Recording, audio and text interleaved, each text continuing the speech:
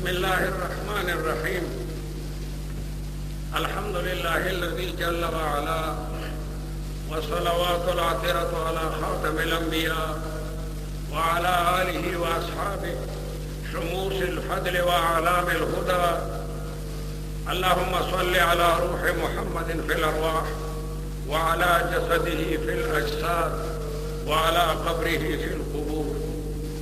رحمة للعالمين اور دوارو جہان زینت سید الاولین والآخرین حضرت محمد مصطفیٰ احمد مجتبی امام المرسلین خاتم النبیین صلی اللہ علیہ وسلم دا حسن و جمال او فضل و کمال او دا شمائل و خصائل مبارک صورت او معطر سیرت دا ظاہر و باطن عادات و اطوار نشست و برخاست او تمام اقوال و افعال او ہر ادا او سکون بے مثالہ او بے شبیہ دے. حضرت حسان ابن ثابت دا رسول اللہ مبارک پا مدح و ستائش کی بلا قصیدی ویلی دی او دا غدا دو شعرنا دا رسول اللہ شان بیانی. وَأَحْسَنُ مِنْكَ لَمْ تَرَ قَطُّ عَيْنِي وَأَجْمَلُ مِنْكَ لَمْ تَلِدِ النِّسَاءُ وَأَحْسَنُ مِنْكَ زیاد خشتستانا لَمْ تَرَ قَطُّ عَيْنِي دما سترگو ندلی دلے. وَأَحْسَنُ مِنْكَ لَمْ تَرَ قَطُّ عَيْنِي وَأَجْمَلُ مِنْكَ لَمْ تَلِدِ النِّسَاءُ دا دنیا خودو ستانا زیاد جمیل بچے ندراڑلے. خلقت مبرعا عن کل عیب تدا ہر عیب نہ بری و پاکی. کأنک قد خلقت کما تشاؤ لکا سنگ چتا غختا دغرنگ اللہ تعالیٰ تا پیدا کرے. او پدغ شعر کے بعد علماء لوگوں نے تغییر کی. حسان خوئی و احسن منک لم تر قط عینی او سیدتا اللہ شاہ بخاری امیر شریعت رحمت اللہ علیہ بوی کدا لوگوں نے داسی شیچے و احسن منک لم تر قط عین او عین نکرہ کی پا دنیا کی دا چاس ترگم دا رسول اللہ پشان حسین و جمیل ندے کتلے نبیا بدیات مناسبی.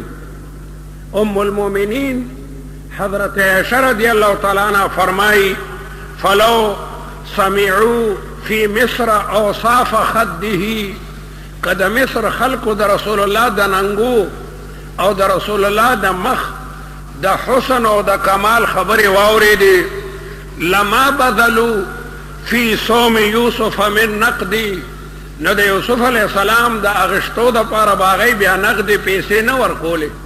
کلچ یوسف علیہ السلام دا مصر پا بازار کے دا خرسیدو دا پارا قافلے اڑان دکن دا دنیا خلق و رقمون اڑان دکن.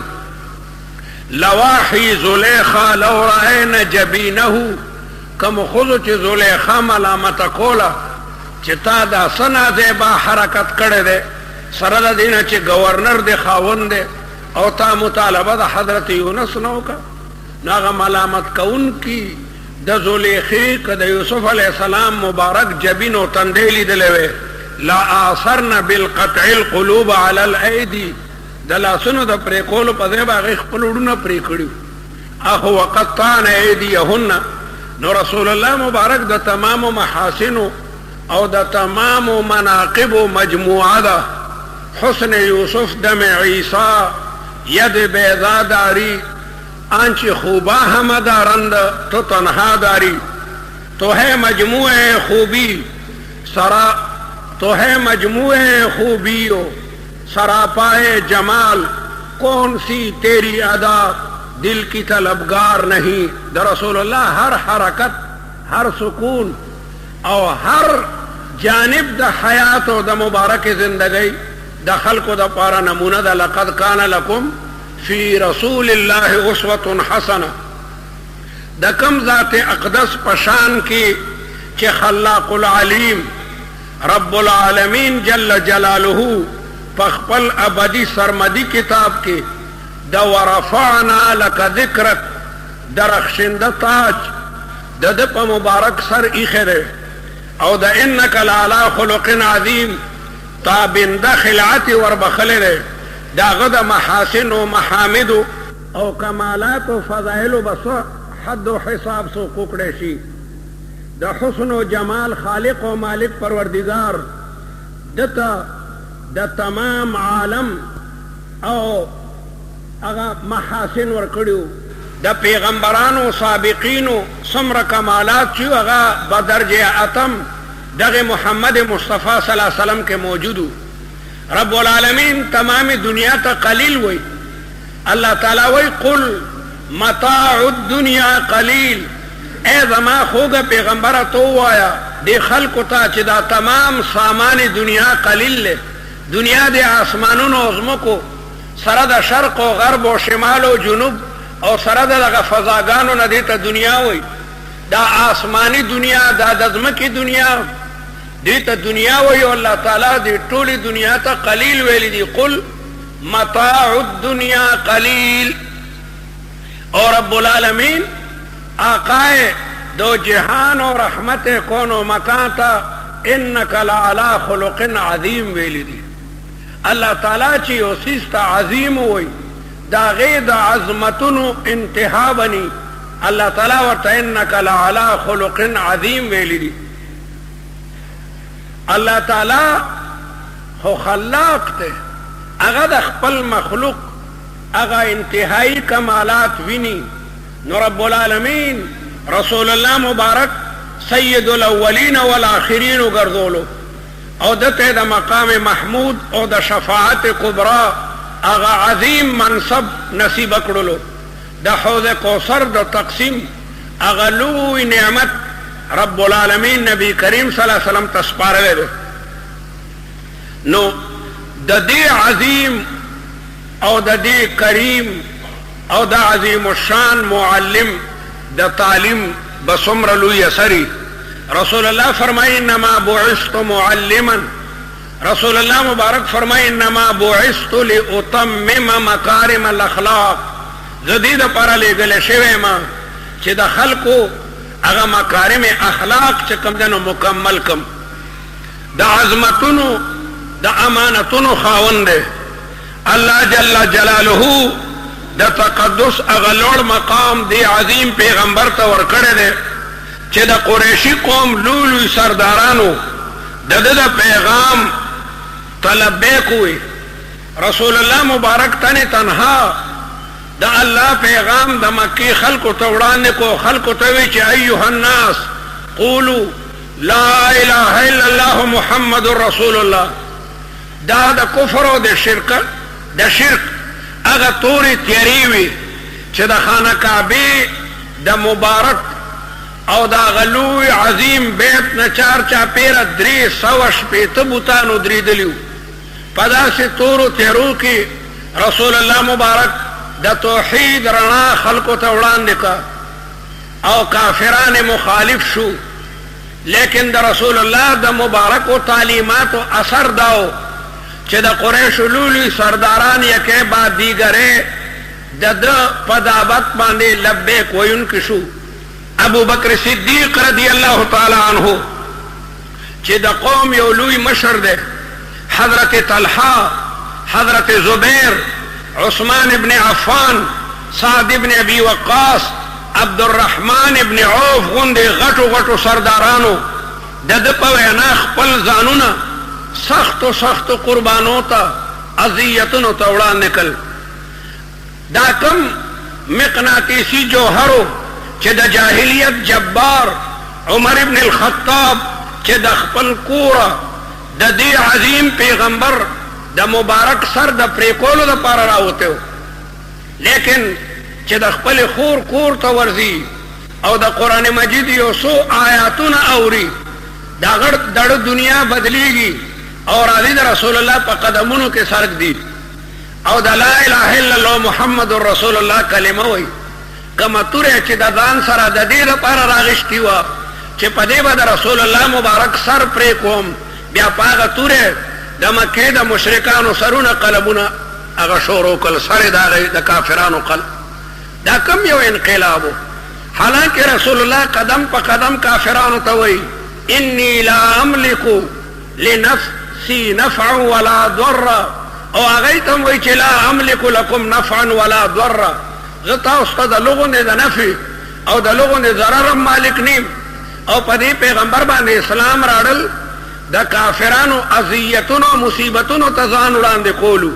خبر ته پته و صحابو ته چې په دسو کې ایمان راړي نو بیا هغه لکه د بلال غوندې د مکې په کوڅو کې خلک راکاږي.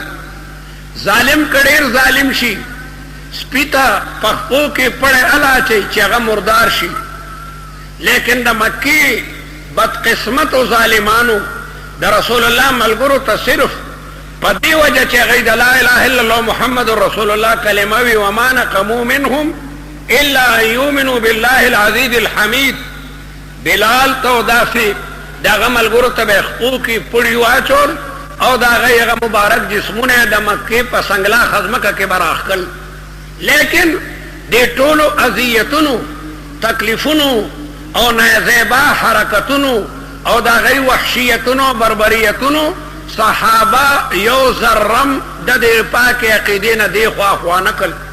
دا بلال کله سر زخمی کیږي کله املاوی نه کیږي، لیکن دا په جبه به دا الله احد ناروا. او دا د امیه غلامو، امیه برا کوتک راواغشتو دی به والو چې دا الله احد کلمه مو آیا او دا به الله احد وی. امیه بستړی شو، خلی بشو. ابو جهل وی ما ورته لږ پرېږده چې درته سم کم. ابو جهل بم ستړی شو، غلامانو ته به یې وهی، غلامان بم ستړي شو. غلامانو یو ځل بلال ته وی چې د خدای لپاره په ژبه خو بله کلمه م وایه که نه موږ خو دې مړه کړو. هغه به وی قسم په خدای د ما په ژبه بله کلمه نه راځي. دا هغه معنوي او روحاني طاقتونو مقناطیسي طاقتو چې یو ځل به صحابي د لا اله الا الله محمد رسول الله کلمه وویله نو هغه به د دنیا اذیتونو او مظالمو ته خپل ځان ډالو ګرځولو او پروا به یې نه وه. عقیده چې مضبوطه وي نو بیا انسان د دنیوي تکالیف او د پروا نه کوي. او نن د حضرت بلال او د صحابو یاد زمونږ د افغانستان طالبانو تازه کړلو. په مختلفو اذیتونو کې په مختلفو تکالیفو کې لګیا دي، لیکن د عقیدې لګیا د حفاظت کوي. بل ورځ ما سره یو هلک میلاو شو د حرکت الانصار چې هغه د پنشیر په جیل کې تقریبا 6 میاشتې قید تیر کړی. قسم یې خوړو چې د جیمي په یخو شپو کې به د 11 بجو نه پس موږ ته خوبونه نه راتلل. په یو کمبل کې به شپږ کسان د ساړه نه داسې رپېدل، لیکن موږ به ډېر خوشحاله وو چې الحمدلله د عقیدې دپاره موږ دا تکلیفونه برداشت کوو. د عقیدې دپاره اصحاب کافو د غار تورو تیارو ته مرحبا وویل. هغه د نوابانو د سردارانو دامونو، لیکن د توحید په عقیده هغوی بادشاهونې ولووالو ټکولې او ورته ویې ښه ځوانان یې ځواني مه خرابوئ، زه تاسو ته زه اجازت در کوم سبا د پلارانو او د خپلوانو نه مشوره ولئ او بیا راځئ، او که بیا هم سم نه شوئ نو لنرجمنکم په کاڼو به مو سنګسار کم. هغوی خپل کورونه د نعمتونو ډک ځایونه پرېږدي او ځي په یو غار کې د تورو تیرو او د وحشتونو سره مقابله کوي، لیکن ایمان یې پړه کړو. نو د رسول الله مبارک ملګري هغه رس تر رده لګیا دی سیوا کېږي. د اسلام ځمکه فراخه کېده او د کفر ځمکه رس تر رده تنګېده.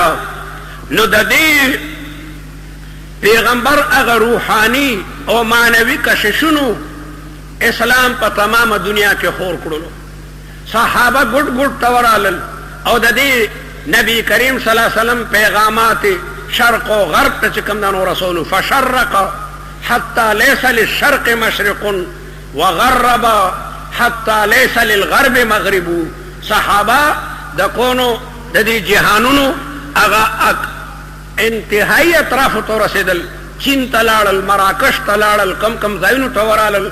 او د حضرت عثمان په زمانه کې صحابه ارمینی او اذربایجان او کابل او د مکران او دغه سند او د علاقو ته رالل چې د دې ښکلي پیغمبر پیغامات تمام کائناتو تو رسی. دا په حقیقت کې د دې پیغمبر صداقت او دیانتو د وړوکوالي ژوند د نورو ماشومانو نه جدا دی. د خپلو همزولو هلکانو سره چرې لوبې نه دي کړي. د هغوی سره ټولې شپې د قیسو په اورېدو کې نه دي شوګیره کړي. او که چرې خپلو همزولو به دی مجبوره کو د لوبو دپاره به یې راوبللو نو رسول الله مبارک به ورته څه وي؟ د رسول الله مبارک دا جواب و انا لم اخلق لهذا، زه دې دپاره نه یم پیدا کړی شوی. او د دې پیغمبر د ځوانۍ موده هغه هم د پاکدامنو د عفت او د طهارت او د نظافت نه لبریزه ده. د ده ما فوق الادراک شخصیت په شمایلو ډیرو محدثینو تصنیفات لیکلي دي. په ټولو کې جامع مانع شمایل امام ترمذي رحمت الله علیه لیکلي دي. او د هغې نوم یې ایښی الشمائل النبویه والخصائل المصطفویه. او بیا د هغه نه پس ابوالعباس جعفر ابن محمد المستغفري چې په 432 هجري کې وفات شوی دی، هغه شمائل النبی کتاب لیکلی دی. بیا د هغې نه پس ابوالحسن علی ابن محمد الفزاري چې 552 هجري کې وفات شوی دی، هغه الشمائل بالنور الساطع الكامل، الشمائل بالنور الساطع الكامل لیکلی دی. د امام ترمذي شمائل هغه الله تعالی مقبول او ګرځول او ډیرو علماو د شمائل ترمذي شروح لیکل. حافظ احمد ابن حجر المکی الهیثمی چې دی په 983 هجري کې مړ دی، د په مکه مکرمه کې اشرف الوسائل الى فهم الشمائل بهترین شرح ولیکله. اشرف الوسائل الى فهم الشمائل. مصلح الدین محمد اللاری د 501 هجري کې مړ دی، دم بهترین شرح ولیکله. جلال الدین سیوطی ښه شرح ولیکله. ظهر الخمائل على الشمائل، یعنی ګلونه د ونو، خمائل د خمیلتون جمع د ونو بڼ ته ویله کېدی شي. ظهر الخمائل على الشمائل. بیا زمونږ افغاني مولا مولانا نور الدین علی ابن سلطان الهروي المعروف بملا علی قاری، دا یو ډیر لوی شخصیت په احنافو کې تیر شوی دی. دی د شیعګانو د مظالمو نه په هرات کې تنګ راغی، نو دی لاړلو مکې مکرمې ته هجرت وکړلو. دی ډیر لوی علامه دی او په مختلفو فنونو کې کتابونه لیکلي دي. خاص کر د شرح مرقات په مشکات باندې مقبوله شرح ده. انوار الباری د تفسیر دی او ډیر ضخیم دی، خو کاش د تصوف نه ډک دی. او هغه اصطلاحات پکې دي چې د دې زمانې متصوفه پې پوهېږم نه. دا مخطوطه وه د مدینې یونیورسټۍ کې او د مدینې منورې په مکتباتو کې مکه کې د ده ډېرې رسالې دغسې مخطوطه دي، لا چاپ شوي نه دي. نو ما هلته کې بعضې طالبانو ته ووایي چې د دې تحقیق وکړئ. غریبانانو وسونه وکړل، لیکن د هغه د علماو اجازت ورنکړو. یاره وایي دې کې ډېر تصوف دی. بیا د پېښور یو پروفیسر مولانا عزیز الرحیم چې زموږ د دارالعلوم حقانیه فاضل دی، هغه د دکتوري او د پی ایچ ډي دپاره دغه کولو. نو ما ورته لکه د انوار الباري د دې تحقیق شروع کړه، چونانچې هغه دپاره موږ نسخې د هغه ځای نه راوغوښتې. نو د 10 سپارو هغه د دې تحقیق کړی دی. انوار الباري بهترین تفسیر دی، خو افسوس دا دی چې د حد نه زیات تصوف دی او هغه څه ډېر مغلق اصطلاحات دي او دې زمانه کې بعضې خلک تصوف نه لږ تښتي. نو که دا د تصوف بعضې ګرانې مسلې ته وویستی شي، نو حقیقت دا دی چې ډېر لوی تفسیر دی او په ډېرو جلدونو کې به هغه چاپ شي. نو دغه ملا علی قاریم د امام ترمذي د شمایلو شرح ولیکله او د هغې نوم یې جمع الوسائل کېښودو. او نور هم ډېرې شرحې دي. د شمائلو پلستو د رسول الله د شمائلو په یادولو پس د کولو په انسان کې خاصه پاکیزه زندگی الله تعالی پیدا کړي. څوک چې د رسول الله مبارک شمائل ډیر ګوري هغه ته بیا په خوب کې د رسول الله مبارک دیدارم نصیب کیږي او د رسول الله دیدار د بینه د رسول الله دیدار دی. ځکه چې الله تعالی شیاطینو ته دا قدرت نه دی ورکړی چې هغوی ځان نه د پیغمبر صورت جوړ کړي. نو د شمایلو په وینا او د رسول الله د ذات سره په مینه او د هغه په ذات باندې د درود لیږلو نتیجه دا وي چې بیا طالبانو د حدیث تم د رسول الله مبارک زیارت نصیبه کیږي. الله تعالی دې زموږ د رسول الله مبارک زیارت په خوبونو کې او بیا میدان محشر کې د لواء الحمد لاندې نصیب وګرځي. د صورت د رسول الله او د سیرت د رسول الله نقشه د شمائل په وینا باندې د طالب په ذهن کې راځي. شاعر وی اخلایا ان شط الحبیب وربعه، اے زما ملګرو کله معشوقې کور لرې دی او مکان لرې دی، وعز تلاقیه او داغه ملاقات ګران دی، وناءت منازله او د معشوق کورونه لرې دي، وفاتکم او دا خبره تاسو نه فوت شوې ده ان تبصروه بعینکم چې محبوب په خپلو سترګو ووینئ. فما فاتکم بالعین هذه شمائله، شمائل درته هغه دي په مخ کې دي. د شمائلو د وجې نه د ذو شمائل هغه صورت او سیرت د لستونکو او د ویونکو په مخ کې چې کوم دن راشي. دغې وجې نه خو بزرګان وایي چې اهل الحدیث هم اهل النبي وان لم يصحبوا نفسه انفاسه صحبوا. طالبان د حدیث دا د رسول الله اولاد دی. اهل الحدیث هم اهل النبي وان لم يصحبوا نفسه، که طالبانو د حدیث د رسول الله مبارک ذات نه دی لیدلی انفاسه صحبوا، د رسول الله کلام خو لګیا دی وایي که نه، نو د رسول الله د کلام په ویلو د رسول الله معنوي ملاقاتونه نصیبه کیږي. شمائل د شمال او د شمیلتون جمع ده. باب خود دې سمعانه را دي شمل یشملو، شمل یشملو په معنا د شامل سره را دي. شمال او شمیله خوی ته وایي. شمال جانب شمال ته وایي، دا جانب شمال دی او دا جانب جنوب دی او دا غرب دی او دا شرق دی. او شمال او شمیلتون خوی ته ویل کېدی شي. جریر وایي علم تعلم ان الملامة نفعها قلیل، تاسو ته دا پته نشته چې د ملامتیا نفع قلیل دی او طالب بل ملګری په یو خبره ملامته کوي نو تا ته په لاسو کې څه راشي. علم تعلم ان الملامة نفعها قلیل وما لومی اخی من شمالیا. زه خپل رور نه ملامته کوم، دا زما عادت نه دی، زه خپل رور نه ملامته کوم.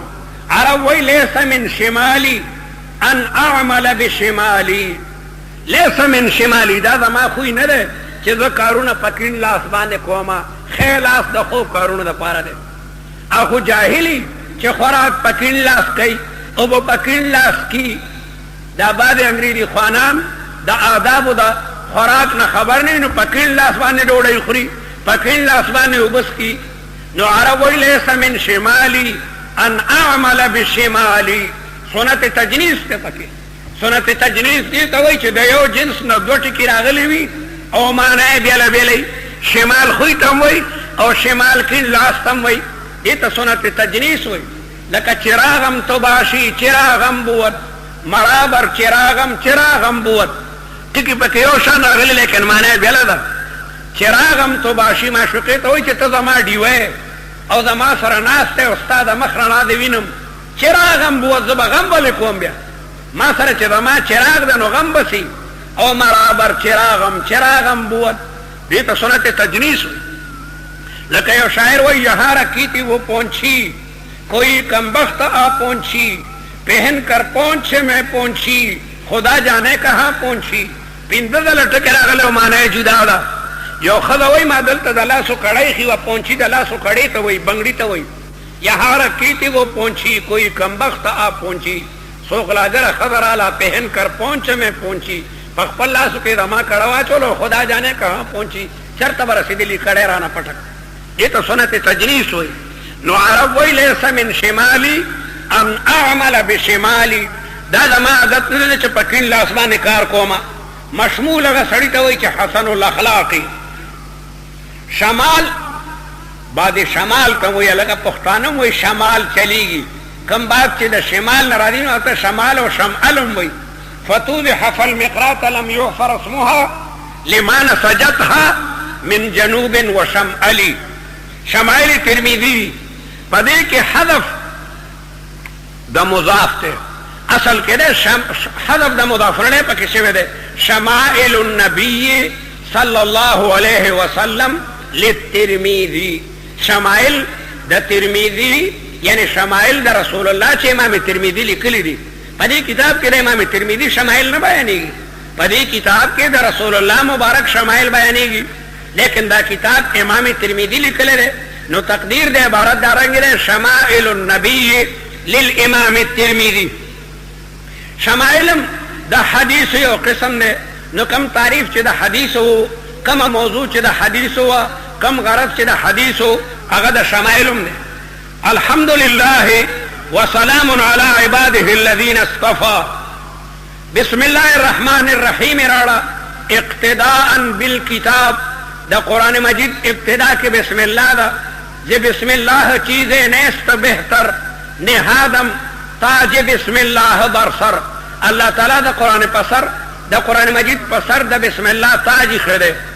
ندم دا شمائل پا آغاز کے بسم اللہ راڑا. رم بنے صورت چی پر رسول اللہ مبارک نازلی گنو اقرا بسم ربک الذی خلق. اور رسول اللہ مبارک چی خطونا دا بادشاہانو پا نمونو لکل نو هغه کې بسم الله الرحمن الرحیم. او بیا راړي الحمدلله وسلام علی عباده الذین اصطفى. امام ترمذی په دې خطبه کې د قرآن مجید د دې آیت امتثال کوي. قل الحمد لله وعلى عباده الذین اصطفى. د دې آیت مخاطب یا لوط علیہ السلام دی، لکه مفسرین وایي د کدی نمخ کې د لوط علیہ السلام قصه ده یا حضرت محمد مصطفی صلی اللہ علیہ وسلم دے. امام ترمذی عمدن امتصال بالآیت کئی، اشارہ دا چی دا الحمد بارک چی کم روایت تے غا ضعیف دا بسم اللہ بارک چی کم روایت تے نا قوی دا کل امر ذی بال لم یبدا فیہ باسم اللہ، لیکن کل امر ذی بال لم یبدا بحمد اللہ دے روایت کے دا محدثین و کلام دے. الحمد دا معرفہ دا او سلامون نکره ده. په دې باندې اعتراض دی چې یا خو به دواړه معرفې راړلې وي یا به دواړه نکرې راړلې وي چې مطابقت حمد او سلام کې راغلی وي. داسې به ویلو چې الحمدلله والسلام، یا داسې به ویلو چې حمد لله وسلام. یا معرفتین پکارو یا نکرتین، کلام کې به مطابقتو. علما د دې توجیه بیانوي چې عمدن الحمد کې ال راړو او سلامون نکره راړه او دیتا کمال ادا